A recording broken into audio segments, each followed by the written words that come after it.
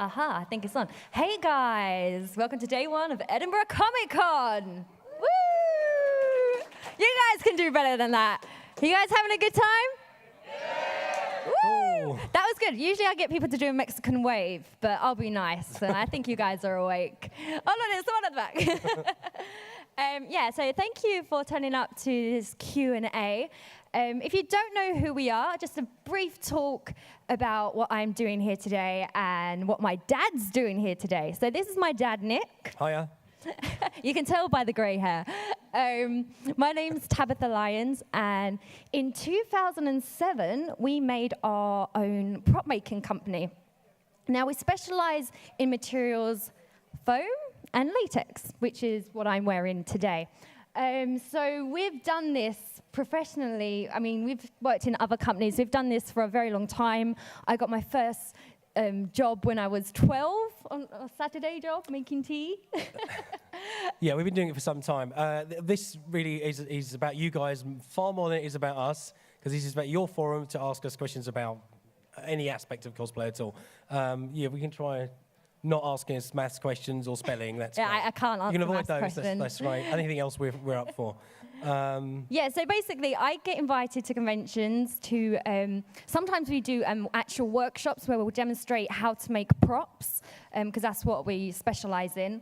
But this is more of a Q&A, so we can help you guys as much as we can. If you've got questions about costume or just the industry itself, we're happy to answer pretty much anything. And if you've got no questions, we'll just ramble on about how to make stuff, because that's pretty cool in my book. Anything else we start with? No, we can go on what we tend to go with. We make most of our stuff out of foam, as Tabitha's already said. We use a specific type of foam called plastizote. Most of you have probably heard of it. It's great for hitting people. It's slightly different. Thank you very much. It's slightly different from an evazote, which is the floor matting. It is softer, it's far more malleable, it's far more versatile. It's not particularly much more expensive, but it is out there, literally. You can just get it online. I'll pass around some demonstrations so you can see the thickness and the density. Some people use, if they're on a low budget, you can use yoga mats or camping mats, but this stuff is really good. I'll just pass it around. Now, our background is actually action props, so we used to start doing LARP, and then we've gone into theatre. Action props just pertains to anything you actually hit each other with. So foam and latex is a really good thing for that. We don't tend to use urethanes too much because they're quite hard. But foam and latex is fantastic for making one-offs without having needed casting. So it's a great beginner's media. So for anyone who just wants to make one-off things or just has a go, it's fairly cheap and easy to have a go with. It's really lightweight as well. So if you're an actor and you're on a film set all day, you want something that you can stand around. And I remember once I was at a convention and there was a girl carrying a wooden chainsaw. It's completely made of wood, and it was so heavy. And I was like, how are you holding this? And she's a tiny girl. She was smaller than me. And I was like, kudos to you. But yeah, this stuff is great. It's really durable. I mean, I hit my dad, but I could hit a table or a floor and it'll be totally fine.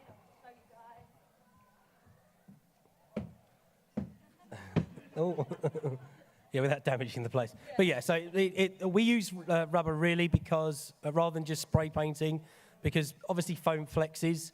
So rubber is a really good coating to put on afterwards. It takes a little bit of getting used to, but again, it's a really cheap material to work with, as long as you've got a good sort of ventilated area, because it does smell of ammonia, like a liquid latex.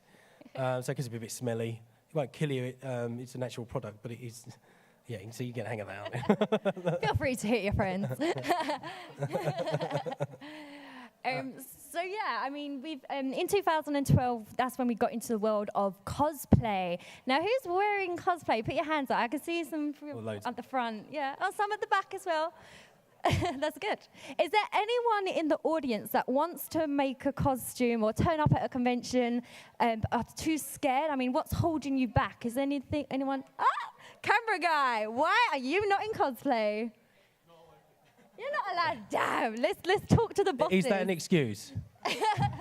Yes, there you are. Yeah, I'm sure I've seen staff members walk around in costume.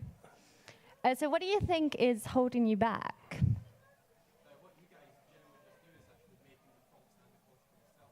Mm-hmm. Last year, Glasgow Comic Con, I wanted to do a skull kit for the Dora. Uh-huh. Zelda, has anyone played Zelda? I don't know if you can hear. Yeah, it's a good game. I just couldn't figure out how to make anything really by scratch. I looked into materials, but I just didn't know what worked. Okay, so I don't know if you guys heard that. Basically, he's struggling from how to do something. Now, the great thing about this era, and being in the 220s, whatever, the internet is your best friend. There's someone, especially with popular games like Zelda, there's someone out there who's probably made it already. So go onto YouTube, go onto Google, Google is your best friend, and type in how to make a Zelda mask. And there will be lots of demonstration, tutorial videos. We actually, I'm going to do a bit of self-plugging here now. We actually run live streams, which are completely free.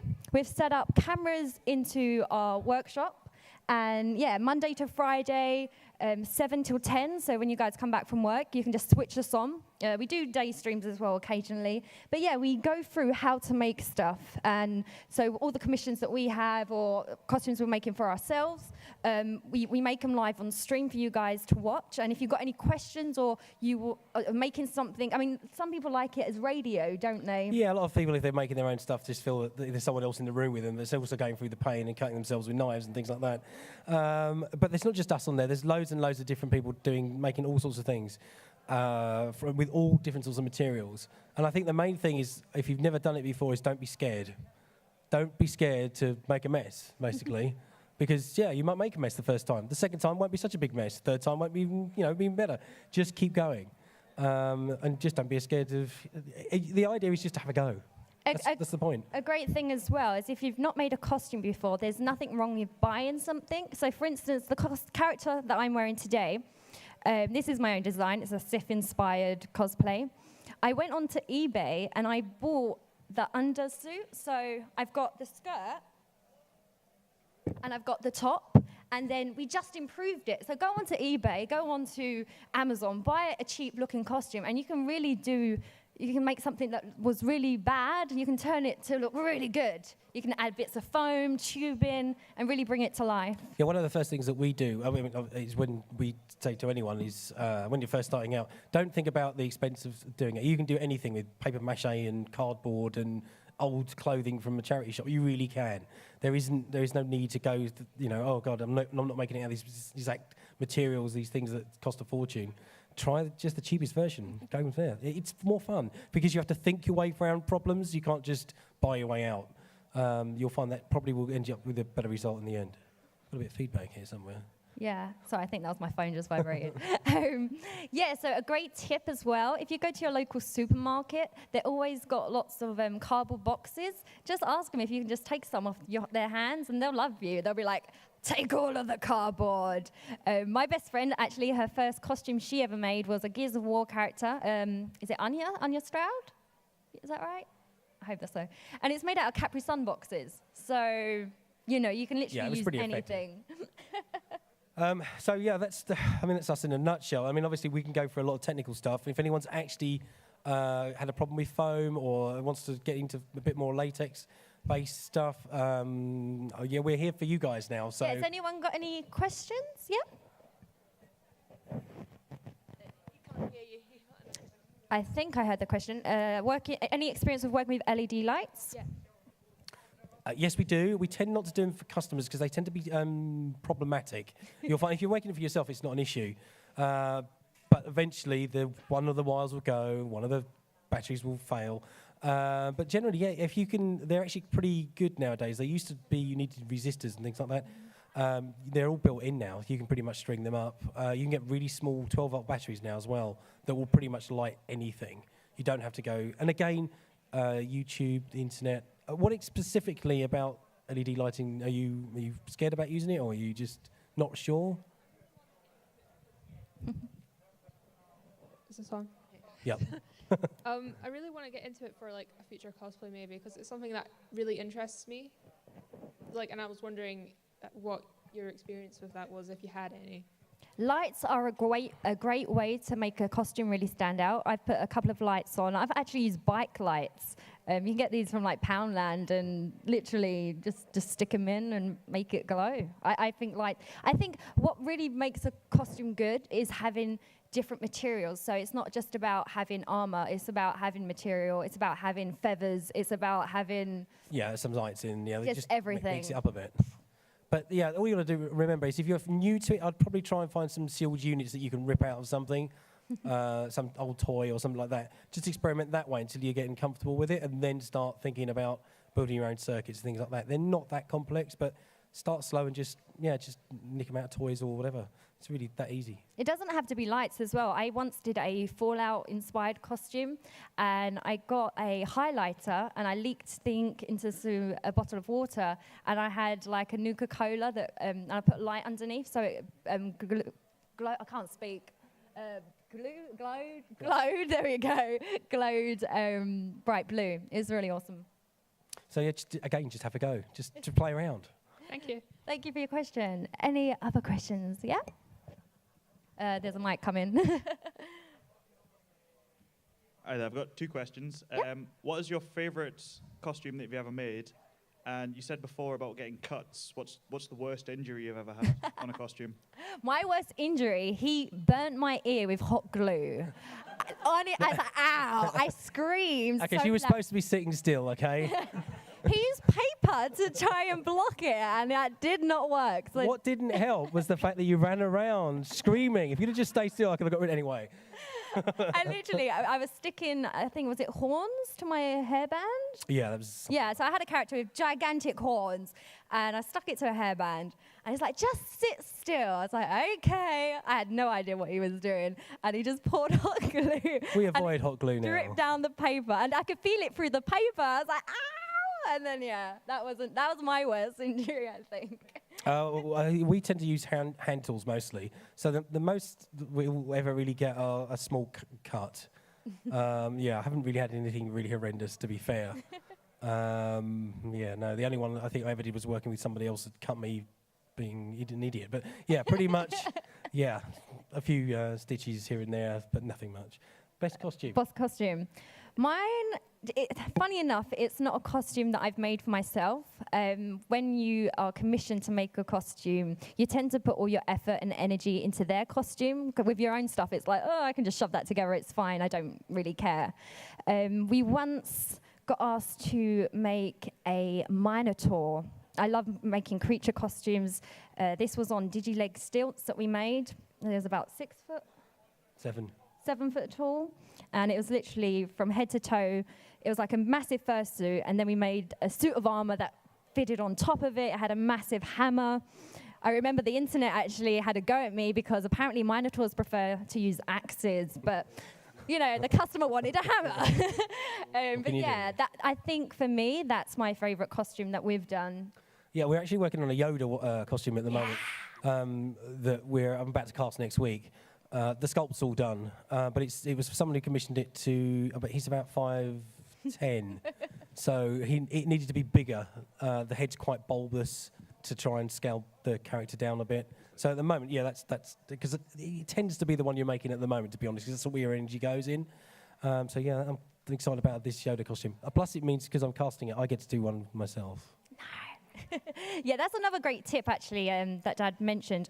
If you are new to cosplay and you want to make a costume, definitely pick a character that you love. It doesn't have to be a good guy. It doesn't have to be a bad guy. As long as you love the character, you will put that effort in, because I can guarantee that halfway through the costume, when you've got blood, sweat, and tears, and you want to give up, it's the love of the character that will pull you through the costume build. So pick a character that you love. All those late nights will be worth it.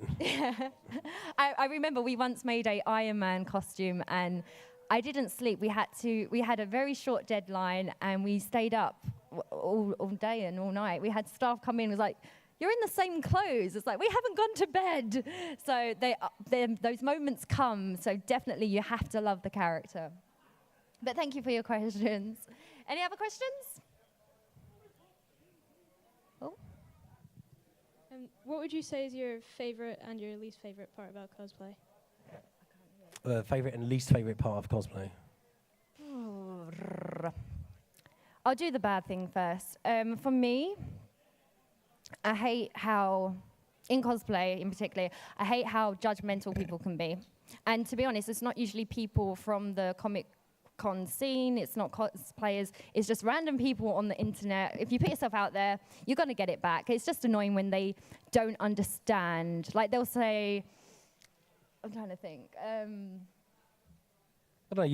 You may have made a costume, then you specifically adjusted to do something specific, or you wanted it to. You planned to spend 3 weeks making it. You had a cold. You only got 2 days of making it, but when you throw it out there, you can get. It's a lot of judgmental people, but that's probably the worst thing, And they don't really understand. There are a lot of people that don't understand that you've got tight deadlines or tight budgets.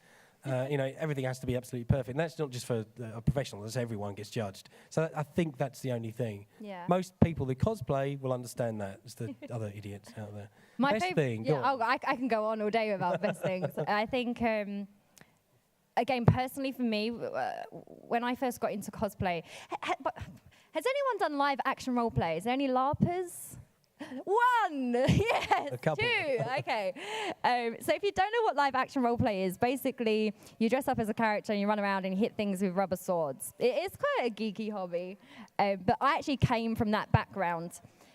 And when I was a LARPer, or when I LARPed, I used to hide it. So when people tagged me on Facebook, I used to untag the pictures, and I used to be so self-conscious. I was like, I don't want anyone to see me running around dressed up, making a fool of myself.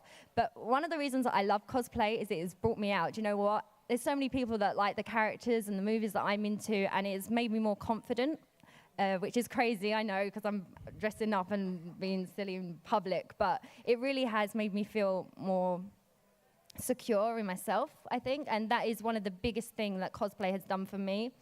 As a creative side, I love the compliments. I'm a bit vain, I'm going to admit that.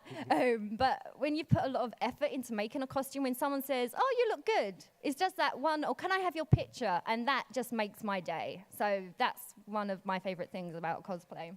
For me, it's just a creative outlet, really. I mean, cosplay allows you to dip into just about any genre going. You can pick anything, and that's the thing. I like being silly in my cosplays. I'm doing a Swedish chef currently, so I've got the felt, and I've never made a Muppet, so I am officially going to make a Muppet out of myself. But yes, you can do anything, and anyone will just accept it. That's what I like about it. People are just cool about it. You can get people making their costumes out of cardboard or any egg box cartons.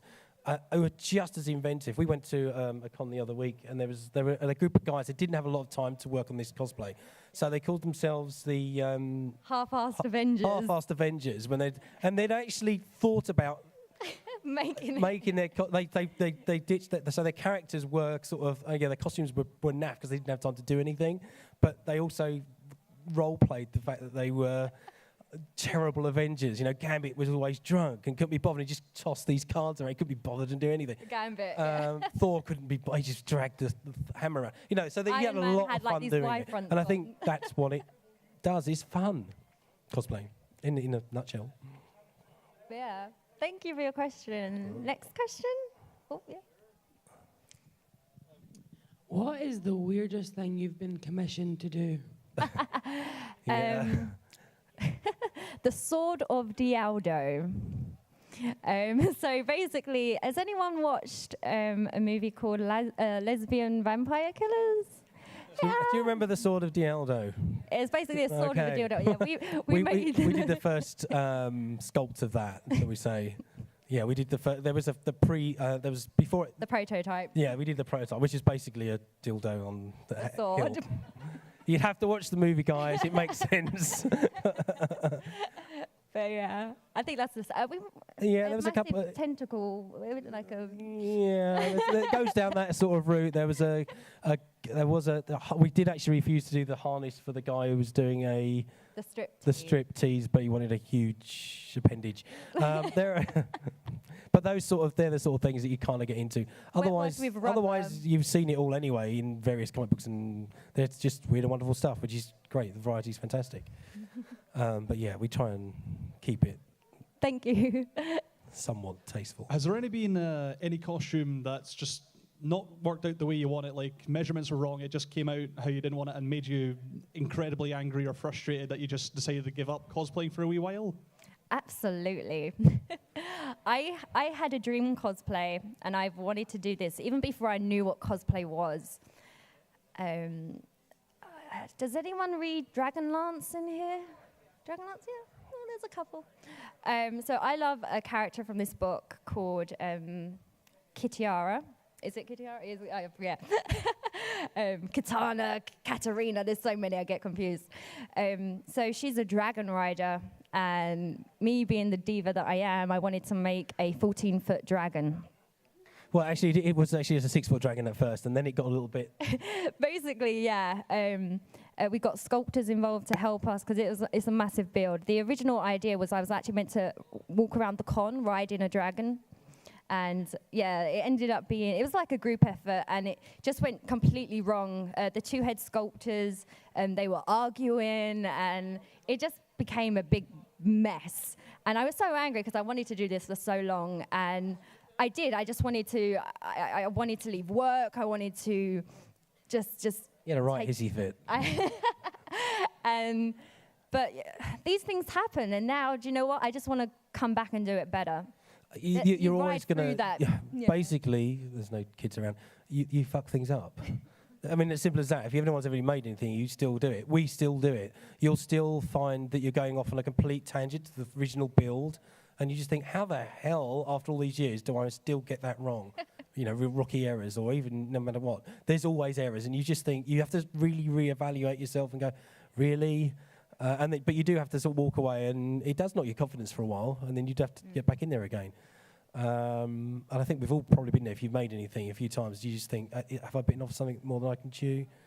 It happens to everyone. You just got to go with it. Sleep. I know that sounds funny, but make sure you've slept well. If you're tired, put the knife down. Put the knife down. Any other questions? I've got one. So obviously, because you guys are based in the UK, and a lot of tutorials and things I find US based. So where do you kind of get your glues and all sort of your paints and things from? Are they imported, or can you buy them in the UK somewhere? We use different types of materials. I think everything that we use you can get in the UK. There's a couple of items, like our varnish, actually. Oh, the bats come back to us. So this is covered in a varnish from Canada that we have to import over. But yes, it gets very, very expensive. So there is equivalents here in the UK, which do just as good, to be honest. Yeah, it's the only thing that we do. It's because we make things for, obviously professional reasons, and we have to sell them on. We have to make sure that the products we use are pretty high grade, but we don't. That's not absolutely necessary. You can get things in eBay. The UK. Yeah, eBay's great. The best glue, if you're interested, is a product called Artyfakes. All the glues, because we're obviously part of the EU still, went through a bit of a revamping a few years ago, and they took a lot of the solvents out, so they're not as good as they used to be. But contact adhesives, they're still pretty good, but that's the best one. Foams you can get pretty much anywhere, and all of the silicons and resins and everything. There are two major companies in Britain that do them. One is imports American company. If anyone knows Smooth On products, Smooth On are basically the big film industry products. You can get those imported, but there's a company called Mold Life, which pretty much supply everything from latex to resins to silicons to anything at all you can think of. So if you know that one company, then pretty much you can go on their website and they'll provide Bentley's too. So Mold Life and Bentley's for those materials. Yeah. So, but we're happy to share any information. If you ever get stuck, then just contact us and we'll let you know where to get everything from. Yeah, our live stream's really good for that because people ask constantly, and we just have like these repeat messages that go there. But yeah, eBay, especially if you're buying in smaller quantities, we sometimes have to buy mass bulk. But if you want just like one sheet of foam or whatever, just type it into eBay and you should be able to find something. But yeah, thank you. Any other questions? Yes. What do you think the next cosplay you'll do will be? We've been arguing because Dad, obviously, he's doing his Swedish Chef, but he wants to make, you want to do Terminator, don't you? I really want to do a Warhammer 40k Terminator. I've always wanted to do it. I want to do know it's Gene big, Stealer. but that's the one we want to do next. But whether we'll get around to doing it, we don't know. That's the thing. There's so many costumes I want to do. I'm currently making 2 at the moment, which I haven't finished off. Any Hearthstone players in here?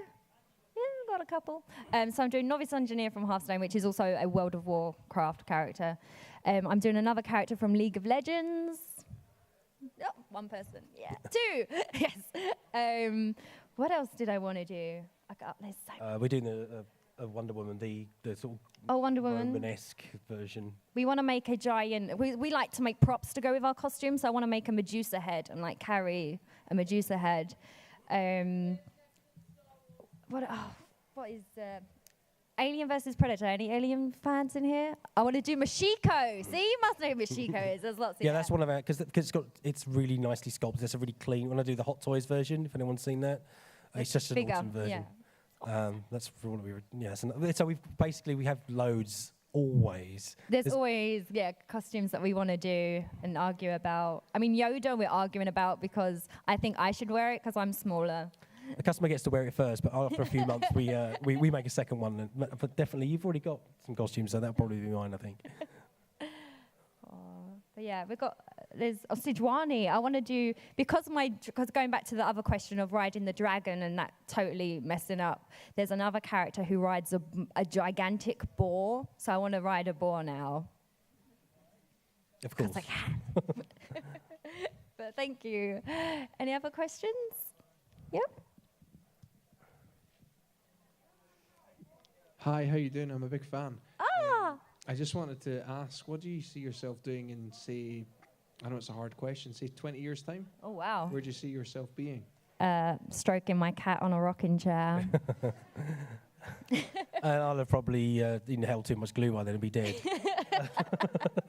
You are getting old. In 20 years' time, we've actually, we've done prop making for a very, very long time. I'd like to see this year, well, in March, just gone, was our year's anniversary for our training courses. So we've started teaching people now how to make their own props. Because it's quite expensive, commission. I don't know if you guys have asked or got a commission for a prop before. It's quite expensive. So to help bring the cost down and stuff, we're actually teaching people how to make their own props. And plus, it's a skill set. Once they know the know-how, they can carry on doing it themselves. Yeah, mainly that's the confidence thing. So, I mean, in an ideal world, we'd love to see ourselves sort of develop that further and end up with some sort of Artyfakes Academy, I think. I think really it's just something that is a bit more, people can come along